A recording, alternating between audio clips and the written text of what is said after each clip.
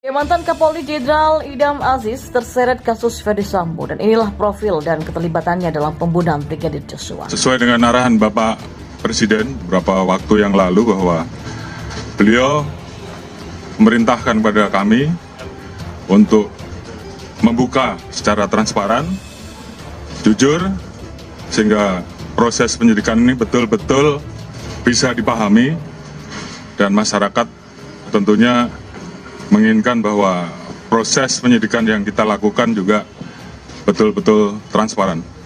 Sampai saat ini 25 personel dan proses masih terus berjalan. Di mana 25 personel ini kita periksa terkait dengan ketidakprofesionalan dalam penanganan TKP. 31 sudah terbukti melakukan pelanggaran etik karena ketidakprofesionalannya di dalam olah TKP, kemudian ada dugaan obstruction of justice. Tetapi tidak cukup, harus juga dikenakan tindak pidana obstruction of justice pasal 221, junto pasal 233, junto pasal 52 KUHP yang ancamannya diperberat ya. Dari 4 tahun menjadi 5 tahun 3 bulan. Itu ada main si siapa Kuat sama si Putri. Oh pantas begitu. Dia korbanis si Yosua dikorbani. Kuat sama Putri pinternya rahasia namanya, sama-sama pinter rahasia. Kalau cerita ini berubah-ubah, kemudian juga jalannya seperti yang dijelaskan oleh Jenderal tadi itu kan, jadi semuanya kan menjadi tidak pasti. Dan dalam ketidakpastian ini di-mix supaya semua bisa ditemukan titik-titik yang menjadi kesepakatan jalan keluar yang paling logis nanti sesuai dengan BAP pengakuan, kemudian juga nanti perkembangan sidang, dakwaan, hakim yang menjadi malaikat, mudah-mudahan bukan malaikat pencabut nyawa atau sebaiknya dipertemukan gitu kan, karena Polri cukup bagus pengamanannya supaya hasil rekonstruksi itu benar-benar murni dari mereka. Kalau dia mau mencabut, nanti dicabut di depan pengadilan. Dicabut di depan pengadilan, tinggal tergantung hakim yang mencari fakta di persidangan, yakin enggak dengan keterangan tersangka ataupun keterangan saksi yang berubah-ubah. Makin banyak dia berubah, makin banyak dia ngarang kebohongan, saksi-saksi ini yang nantinya dia juga.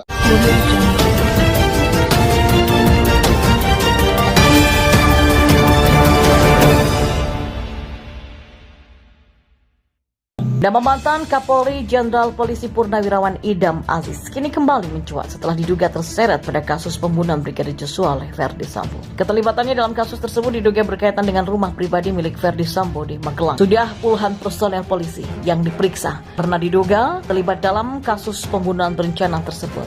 Tak terkecuali mantan Kapolri Idam Aziz yang namanya muncul dalam daftar orang yang diselidiki. Dalam proses penyelidikan, nama Idam Aziz ikut terseret berkaitan dengan status kepemilikan rumah pribadi Ferdy Sambo di Residence Cempaka Serangan, Magelang, Jawa Tengah. Diketahui rumah ini merupakan salah satu tempat yang didatangi Ferdy Sambo dan Brigadir Joshua sebelum insiden pembunuhan terjadi. Dan berikut ini adalah informasi lengkap mengenai profil Idam Aziz yang dirangkum dari berbagai sumber. Ya, ketika itu Idam Aziz menggantikan Kapolri Tito Karnavian. Adapun usianya kini tengah menginjak 59 tahun, sosok Idam Aziz bukanlah orang baru di jajaran kepolisian Indonesia. Lulusan Akpol 1988 itu menguasai bidang reserse. Dia punya karir yang gemilang dan kerap menorehkan prestasi di kepolisian. Bersama Tito Karnavian kala itu Idam Aziz berhasil menangani berbagai kasus khususnya soal terorisme. Salah satunya adalah ketika ia berhasil melumpuhkan dalam kasus terorisme bom Bali Dr. Azari pada November 2005. Saat itu, Idam Aziz menjabat sebagai Kepala Unit Riksa Subdan Investigasi Densus Polri. Idam Aziz sendiri mengawali karirnya menjadi perwira Samapta Kepolisian Resor Bandung di tahun 88. Kemudian ia dipindahkan menjadi Kepala Urusan Bina Operasi Lalu Lintas Kepolisian Resor Bandung di tahun 89. Dan pada tahun 2008 lalu, Idam Aziz berpindah tugas ke Jakarta Barat menjadi Kepala Kepolisian Resor Metro. Pada tahun 2010, Ia juga pernah menjabat sebagai Wakil Kepala Densus 88 Anti Teror Polri. Kemudian ia menjadi Kepala Kepolisian Daerah Metro Jaya pada tahun 2017 dan menjadi Kepala Badan Reserse Kriminal Polri di tahun 2019. Selain dikenal handal dalam menangani kasus terorisme, Idam Aziz juga pernah diminta oleh Tito Karnavian untuk menjadi wakilnya saat menyelidiki kasus mutilasi 3 siswi SMA Kristen di Poso, Sulawesi Tengah. Berkat kinerja luar biasa yang dilakukan oleh Idam Aziz, ia akhirnya diangkat menjadi Kapolri pada tahun 2019 oleh Presiden Jokowi. Kini, ia telah menjadi seorang purnawirawan Polri sejak Januari 2021 silam. Jabatan Kapolri pun telah berpindah tangan yang kini diemban oleh Listio Sigit Prabowo sejak dilantik pada 27 Januari 2021. Ya, diberitakan sebelumnya, nama Irjen Ferdy Sambo yang terus disebut-sebut masyarakat lantaran rumah dinasnya di Kompleks Perumahan Polri Duren 3 Kecamatan Pancoran, Jakarta Selatan pada Jumat 8 Juli sore menjadi tempat tewasnya Brigadir Joshua. Banyak versi terkait kematian Brigadir J yang merupakan ajudan dari istri Ferdy Sambo, Putri Chandrawati. Sambo naik jabatan pada era Kapolri Irjen Idam Aziz. Dia menjabat Kadif Propam Polri berdasarkan surat promosi yang diteken oleh Asisten SDM Kapolri Irjen Sutrisno Yudi Hermawan tertanggal 16 November 2020. Padahal Sambo baru setahun menjadi Direktur Tindak Pidana Umum atau Dirtipidum Bareskrim Polri. Artinya ia mendapatkan 2 bintang dalam waktu 2 tahun. Luar biasa. Sambo mendapatkan bintang 1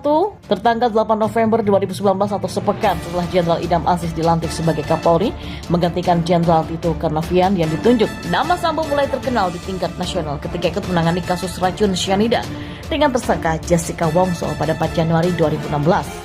Dan juga kasus bom bunuh diri di Sarinah Jalan MH Tamrin di Jakarta Pusat pada 14 Januari 2016. Kala itu Sambo masih menjabat Wakil Direktur Reserse Kriminal Umum Polda Metro Jaya. Pangkat Sambo kala itu masih AKBP. Ya, Sambo berdinas di bawah komando Kapolda Metro Jaya Irjen Tito Karnavian. Dia bersama Direskrimum Kombes Krishnamurti kerap mendapatkan sorotan media. Dalam perjalanannya, Sambo mampu melampaui mantan atasannya itu yang masih bintang 1 sampai sekarang. Ya, terungkap mantan Kadif Propam Irjen Ferdy Sambo punya janji kepada ajudannya Baradae. Rupanya janji itu tidak ditepati oleh Ferdy Sambo. Baradae pun kemudian memilih membongkar tabir gelap kematian Brigadir J di rumah dinas sang jenderal pada Jumat 8 Juli sore lalu. Bukan soal uang, ada alasan tersendiri yang membuat Baradae mengikuti skenario Ferdy Sambo. Diketahui Baradae merupakan eksekutor yang menembak Brigadir J sampai tewas. Aksi kejam Baradae ini menembak Brigadir J tidak lepas dari skenario Ferdy Sambo. Mulanya disebutkan Brigadir J tewas setelah melakukan adu tembak bersama Baradae. Namun hal itu terbantah setelah Baradae belak-belakan hingga akhirnya diketahui Jenderal Bintang 2 ini sengaja meminta Baradae untuk menembak mati Brigadir J. Perihal kasus dan skenario licik Ferdy Sambo, Jenderal Listio Sigit Prabowo mengurai detail di depan anggota DPR RI Komisi 3. Jenderal Listio Sigit Prabowo menjelaskan detail kejadian mulai dari peristiwa tewasnya Brigadir J di Duren 3 sampai kesaksian Baradae saat di BAP penyidik tim sus. Kapolri menyebutkan bahwa Baradae memutuskan membongkar tabir gelap kematian Brigadir J karena janji Ferdy Sambo. Ferdy Sambo rupanya sempat berjanji untuk memberikan SP3 atau penghentian kasus kematian Brigadir J. Namun SP3 tidak terjadi, Baradae malah menjadi tersangka. Kondisi itu lanjut Sigit yang akhirnya mengubah seluruh informasi awal kematian Brigadir J. Sehingga atas dasar tersebutlah Baradae menyampaikan akan mengatakan atau memberikan keterangan secara jujur dan terbuka. Setelahnya dia menuturkan bahwa Baradae meminta pengacara baru dan tidak mau dipertemukan dengan Ferdy Sambo. Di sisi lain, Ferdy Sambo tampaknya sadar atas apa yang dilakukannya kepada Baradae. Ferdy Sambo mengaku menyesal telah melibatkan Baradae dalam kasus pembunuhan Brigadir J yang kini melebar kemana-mana. Ferdy Sambo juga berjanji akan bertanggung jawab dan siap bersaksi di pengadilan agar Baradae terbebas dari hukuman. Ferdy Sambo mengaku gara-gara menuruti perintahnya masa depan Baradae menjadi hancur. Demikian hal tersebut disampaikan Ketua Komnas HAM Ahmad Taufan Damanik. Taufan mengatakan dirinya telah melakukan pembicaraan dengan Ferdy Sambo di Makobrimob pada 12 Agustus lalu. Dalam pembicaraan tersebut, Taufan menyampaikan soal nasib Baradae yang kini menjadi tersangka pembunuhan. Taufan menyebut masa depan Baradae hancur setelah terlibat kasus pembunuhan yang didalangi oleh Sambo. Padahal semestinya Baradae menikmati masa mudanya dan meniti karirnya sebagai polisi. Setelah mendengar pernyataan Taufan, Ferdy Sambo kemudian mengakui kesalahannya dan menyesali perbuatannya. termasuk memberikan kesaksian agar Baradae bisa terbebas dari jeratan pidana. Sambo bilang begitu akan membebaskan Baradae, makanya kita lihat saja nanti di pengadilan, kata Taufan. Seperti diketahui, Jenderal Listio membeberkan janji yang Irjen Ferdi Sambo sampaikan kepada Baradae agar mau mengikuti skenario baku tembak dengan Brigadir Nofriansah Joshua Huta Barat atau Brigadir J. Dilansir dari Kompas.com pada Rabu 24 Agustus 2022 lalu, janji palsu Ferdi Sambo itu terbongkar saat Baradae mengubah keterangannya kepada tim khusus Polri. Kami tanyakan kenapa yang bersangkutan mengubah. Ternyata pada saat itu saudara Richard mendapatkan janji dari saudara FS akan membantu melakukan atau memberikan SP3 atau penghentian kasus terhadap kasus yang terjadi, kata Sigit. Tapi pada kenyataannya Baradae tetap menjadi tersangka di kasus pembunuhan Brigadir J. Mendapati janji Sambo itu hanya isapan jempol belaka, maka Baradae pun berubah pikiran.